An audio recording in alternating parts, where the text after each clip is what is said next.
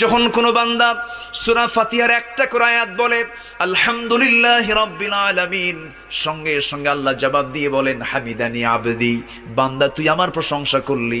আর রহমানির রহিম যখন বলে আল্লাহ বলেন আসনা আলাইয়া আবদি। মালিক ইয়াউমিদ্দিন যখন বলে আল্লাহ বলেন মাজ্জাদানি আবদি।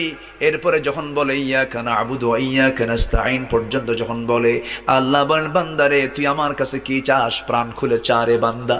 ইহদিনাস সিরাতাল মুস্তাকিম থেকে শুরু করে নিয়া ওয়ালাদ-দাল্লিন পর্যন্ত যখন বান্দা বলে তখন আল্লাহ বলেন বান্দা নামাজের মধ্যে এমন প্রেমের খেলা খেললি বান্দা, তুই যা চাইলি সব আমি আল্লাহ কবুল করলাম। ওই বান্দা যখন রুকুতে যায় আল্লাহ তখন অস্থির হন। ওই বান্দা যখন সিজদায় যাওয়ার জন্য প্রস্তুতি নাই, সমস্ত ফেরেশতাকে ডাক দিয়ে বলেন ও ফেরেশতারা, এই বান্দাগুলো আমাকে দেখলো না, রাসূলকে দেখলো না, কোরআনকে দেখে হাদিসকে বিশ্বাস করে আমাকে খুশি করার জন্য তার সবচেয়ে সম্মানজনক